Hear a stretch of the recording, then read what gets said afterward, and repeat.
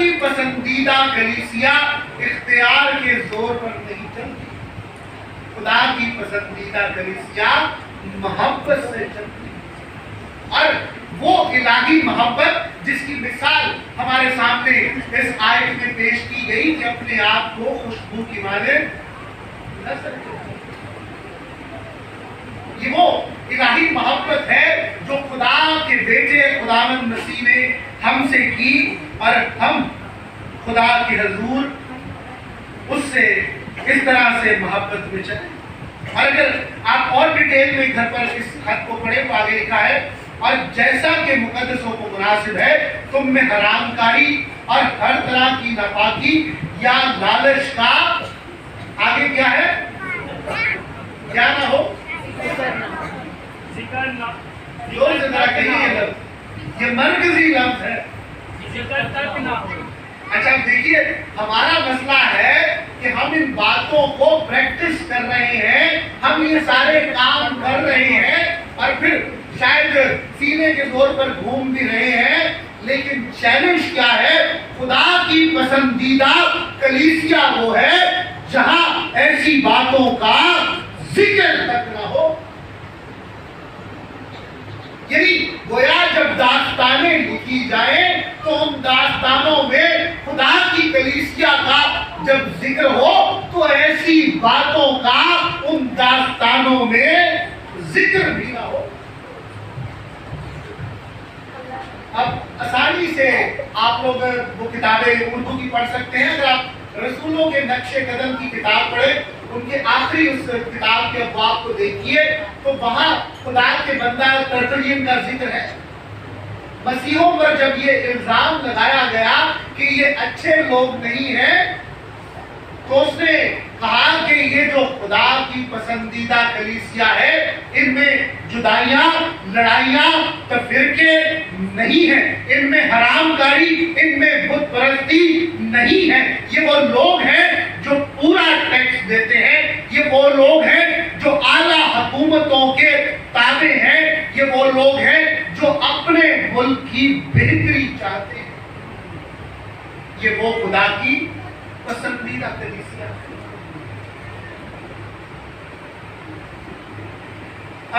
اگر آپ گوگل کریں یا آپ اس طرح کے ویڈیوز بھی ہیں، اس طرح کی چیزیں آپ کو مل جائیں گی،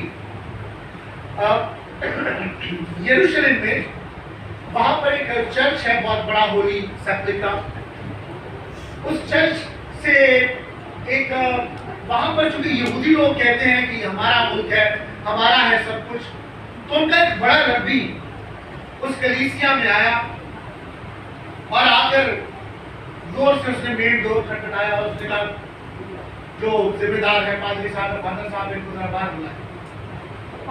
وہ آئے اور وہ بڑا ربی وہ آ کر کہتا ہے کہ میرا دل کرتا ہے میں تمہیں بہت برا بھلا کروں، آپ لوگوں نے ہمارے ابواج، ہمارے بزرگوں، ہمارے ابا اجداد کی زمین پر قبضہ کر لیا، اپنے چرچز بنا لیے، میرا دل کرتا ہے میں تم لوگوں سے لڑوں، لیکن اس نے کہا میں یہ سب کر نہیں سکتا۔ کیا خیال ہے کیوں کہا ہوگا میں کر نہیں، کیا وجہ ہوگا؟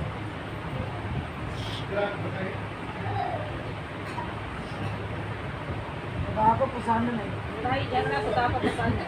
یہ بھی ٹھیک ہے، لیکن اس نے کہا کہ میں آپ لوگوں سے لڑ نہیں سکتا، دل کرتا ہے برا کہوں، آپ کو نکال دوں، لیکن آپ کے اچھے کام، یہ آپ لوگوں کے جو اچھے کام ہیں ان کو دیکھتے ہوئے میں آپ کو کچھ نہیں کہہ سکتا۔ آج اس کنونشن میں اس موضوع کو سیکھتے ہوئے خدا کی پسندیدہ کلیسیا وہ کلیسیا ہے جسے لوگ مٹانا چاہیں، جس کا نام و نشان لوگ ختم کرنا چاہیں۔ خدا کی پسندیدہ کلیسیا وہ کلیسیا ہے جسے لوگ دیکھنا نہ چاہیں لیکن ان کی تعریف کریں۔ اور کیوں تعریف کریں؟ چونکہ خدا کی پسندیدہ کلیسیا کے کام فرق ہوتے ہیں۔ ہم کئی دفعہ کہتے ہیں کہ وہ فلانی ہمیں دیکھنا چاہتا، یہ نہیں دیکھنا چاہتا، وہ نہیں دیکھنا چاہتا. خدا کی پسندیدہ کلیسیا کے بغیر یہ نظام کائنات ختم ہو جائے گا. شاید اگر ہم کہنا چاہیں تو کہہ سکتے ہیں کہ خدا کی پسندیدہ کلیسیا کے بغیر سورج اپنی روشنی دینا چھوڑ دے گا. خدا کی پسندیدہ کلیسیا کے بغیر یہ دنیا کے معاملات، یہ دنیا کے مسائل کوئی حل نہیں کر سکتا. وجہ کیا؟ خدا کی پسندیدہ کلیسیا وہ کلیسیا ہے جس کی تعلیم، جس کے نظریات، جس کے افکار. لوکا کی انجیل اس کے 6 باب کی 31ویں آیت میں لکھا ہے، دوسروں سے وہی رویہ رکھو، وہ کرو جو تم چاہتے ہو دوسرے. یہ دنیا کا حل مسیحی کلیسیا کیوں ہے؟ چونکہ کلیسیا جو خدا کی پسندیدہ کلیسیا ہے، یہ اس کی تعلیم ہے، دوسروں سے وہ کرو جو تم چاہتے ہو تمہارے ساتھ. باقی مذاہب سب کا احترام ہے، لیکن یہ تعلیم ہمارے خطے میں جب برٹش راج تھا تو راجا رام موہن رائے، ستی پرتا کے خلاف بھی ان کا بڑا کام ہے. یعنی ہمارے خطے میں یہ رسم رہی ہے، ہندو مذہب کی یہ رسم تھی کہ اگر کوئی شخص مر جاتا تھا تو اس کی بیوی کو بھی اس کے ساتھ جلایا جاتا تھا. راجا رام موہن رائے کے کافی کام ہے، لیکن یہ ستی پرتا جو ختم ہوئی اس میں لارڈ بیرنٹک کا بڑا رول ہے. بڑے لوگوں نے کام کیا، لیکن راجا رام موہن رائے نے بڑا کام کیا. اس رسم کو اس خطے سے ختم کرایا، لیکن اس نے ساتھ ساتھ اپنے مذہب میں بہتری کی چاہی اور اس نے برہما سماج کی تحریک کا آغاز کیا. لیکن اس کی تحریک کا جو مرکزی نقطہ تھا، یعنی جو ساری بات وہ کرتا تھا، وہ صرف اور صرف یہ تھی کہ دوسروں سے وہ رویہ رکھو جو تم چاہتے ہو تمہارے ساتھ رکھا جائے. اب جو خدا کی پسندیدہ کلیسیا آج عیسیٰ نگری میں بیٹھی ہے، آپ ذرا دیکھیے وہ لوگ جو مذاہب بنانا چاہتے ہیں، وہ لوگ جو معاشرے میں بہتری چاہتے ہیں، وہ خدا کی پسندیدہ کلیسیا کی تعلیم کے بغیر دنیا کو آگے لے کر بڑھ نہیں سکتے. اور اگر لیڈرز کی بات کر لی جائے، وقت اجازت نہیں دیتا کہ ہم زیادہ ڈیٹیل میں جائیں. اب ہمارے جو بڑے لیڈرز میں اگر آپ جو اس ساری تحریک میں جن لوگوں نے کام کیا، گاندھی جی کی بات کر لیں تو وہ کہتا تھا کہ پہاڑی کے واس کو اگر آپ رائج کر دیں تو کسی قانون کی ضرورت نہیں ہے. خدا کی پسندیدہ کلیسیا کی تعلیم دنیا کی رہنمائی کی تعلیم ہے. دیکھیے خدا کی پسندیدہ کلیسیا وہ کلیسیا ہے جو شکر گزار کلیسیا ہے. کون سی کلیسیا ہے؟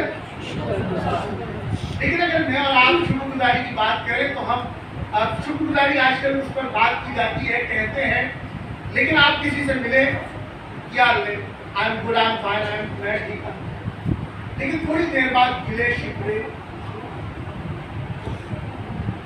خدا کی پسندیدہ کلیسیا شکر گزار کلیسیا ہوتی ہے، لیکن ہم ایک غلطی کرتے ہیں. ہم شکر گزاری کو سوچتے ہیں، محسوس نہیں کرتے. We think gratitude, we don't feel gratitude. خدا کی پسندیدہ کلیسیا شکر گزاری کو محسوس کرتی ہے. خدا نے اگر آپ کو گھر دیا ہے، ممکن ہے آج کا ملاقہ ایک چھوٹا کیا ہوا ابھی نہیں آتی، لیکن اگر میں اور آپ شکر گزار ہونا چاہتے ہیں تو خدا نے جو کبھی میں اور آپ دعائیں کرتے تھے ان گھروں کے لیے، جن چیزوں کے لیے آپ دعائیں کرتے تھے، آج جب واپس جائیں تو اپنے گھر کی دیوار پر ہاتھ رکھ کر اس گھر کی دیوار کو محسوس کیجئے اور پھر خدا کی شکر گزاری کیجئے.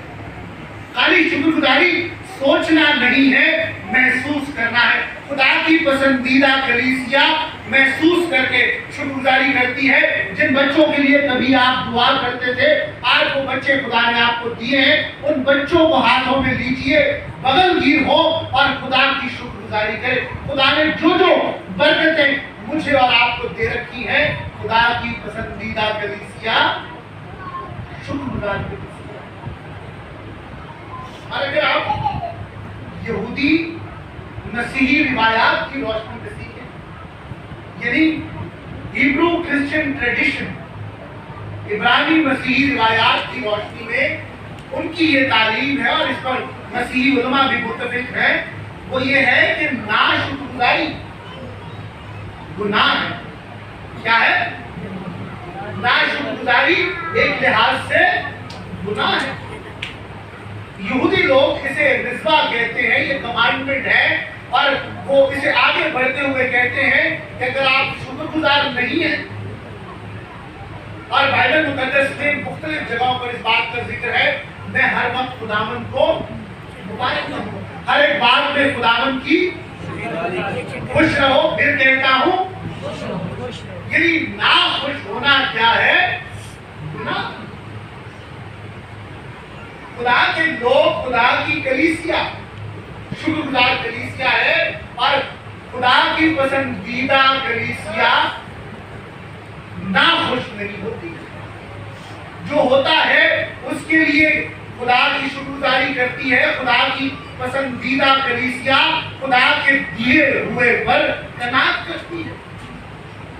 خدا کی پسندیدہ کلیسیا وہ کلیسیا ہے جو خدا کے ہر انتظام کے سامنے سر تسلیم خم کرتی ہے، خدا کے ہر حکم پر لبیک کرتی ہے۔ دیکھیے، ایک شخص نے کوشش کی کہ میں تھوڑا امیر ہوتا ہوں، تو اس نے ایک گھوڑا خریدا، اور اس گھوڑے کو اس نے سوچا کہ میں گھوڑے پالوں گا، گھوڑے بیچوں گا، امیر ہوگا۔ لیکن ہوا یہ کہ وہ گھوڑا رات کو بھاگ گیا۔ گوانڈی آگے پڑوسیوں نے آ کر کہا، چونکہ اس نے کچھ پیسے ان سے بھی لیے تھے، بڑا افسوس ہوا، آپ کا گھوڑا بھاگ گیا۔ تو اس بندے نے کہا کہ میں خدا کا شکر گزار ہوں، لیکن کون جانے یہ اچھا ہے یا برا ہے، who knows good or bad، میں خدا کا شکر گزار ہوں۔ خیر وہ شخص وہاں جنگل میں گھوم رہا تھا، اسے اپنا گھوڑا نظر آیا، اور 7 10 12 اور بھی جنگلی گھوڑے نظر آئے۔ اس نے کسی طرح مینج کیا اور وہ سارے گھوڑوں کو لایا، اس نے بند کر لیا۔ پڑوسی آ گئے، پڑوسیوں نے آ کر کہا، بابا آپ تو بڑے خوش قسمت انسان ہیں، اتنے سارے گھوڑے آپ کے پاس آ گئے۔ اس نے کہا، میں خدا کا شکر گزار ہوں، لیکن who knows good or bad، کون جانے اچھا یا برا، میں خدا کا شکر گزار ہوں۔ لیکن اس شخص نے جب ان گھوڑوں کو سنبھالنا شروع کیا، تو ان گھوڑوں کو سنبھالتے سنبھالتے اس شخص کے بچے کو چوٹ لگی اور اس کی ٹانگ فریکچر ہو گئی۔ گوانڈی پھر آ گئے، انہوں نے کہا، سر آپ تو بڑے بدقسمت انسان ہیں، ٹوڈا ایک ہی منڈا ہے، وہ بھی حادثے کا شکار ہو گیا۔ اس شخص نے کہا، میں خدا کا شکر گزار ہوں، کون جانتا ہے اچھا ہے یا برا ہے، انہوں گڈ اور بیڈ۔ چند دنوں بعد اس ملک میں جنگ لگی۔ بادشاہ نے کہا، جتنے جوان سال لڑکے ہیں سب کو فوج میں بھرتی کرو۔ گوانڈیاں نے سارے جوان منڈے والا فوج چلا گئے، سارے گوانڈی کٹھے ہو کر کھڑا۔ وہ آ کے کہتے ہیں، صاحب آپ تو بہت خوش قسمت انسان ہیں، ہمارے بچے ہم نہیں جانتے دوبارہ دیکھیں گے نہیں دیکھیں گے، آپ کا بیٹا زخمی تھا وہ بچ گیا۔ اس نے کہا کہ who knows good or bad، میں خدا کا شکر گزار ہوں۔ میں اور آپ بھی غور کریں، زندگی یوں ہی چلتی رہتی ہے۔ زندگی میں جہاں جس مقام پر میں اور آپ ہیں، جس حادثے اور جن چیزوں سے گزر رہے ہیں، ہم نہیں جانتے کہ وہ کیا ہوگا، لیکن خدا جانتا ہے کہ حالات کیسے ہوں گے، کیونکہ history moves under divine guidance. لیکن خدا کی کلیسیا ہر حال میں شکر گزار کلیسیا ہے۔ खुदा की कलीसिया, अगर आप यशायाह नबी की किताब में इस बात को सीखें तो वहां लिखा है वो दुख उठाएगा और शेर होगा। क्या होगा? दुख उठाने से भी कोई शेर होता है? मुमकिन है आप किसी दुख, किसी परेशानी, किसी ऐसे हादसे से गुजरे हो जिसमें आप दुखों से भरे हो, और ये आयत बुनियादी तौर पर दुख उठाने वाले आदमी यानी मसीह खुदावंद के लिए है। वो दुख उठाएगा और शेर होगा। मैं और आप नहीं जानते कि किस तजर्बे से गुजर रहे हैं, लेकिन अगर खुदा की पसंदीदा कलीसिया के आप भी रुकन हैं, मैं भी रुकन हूं, तो इससे फर्क नहीं पड़ता आप किस हादसे से गुजरे। चाहे वो आपकी शादीशुदा जिंदगी में हादसा हो, आप जहां काम करते हैं वहां पर कोई हादसा हुआ हो, आपके घर में कहीं कोई बड़ा मसला हुआ हो, लेकिन आप दुख उठाएंगे और शेर हो जाएंगे। खुदा की पसंदीदा कलीसिया दुखों से भी शेर होती है। और कैसे शेर होती है? एक खुदा के बंदा की जिंदगी में बड़ा हादसा हुआ, वो परेशान हुआ, लेकिन उसने अपनी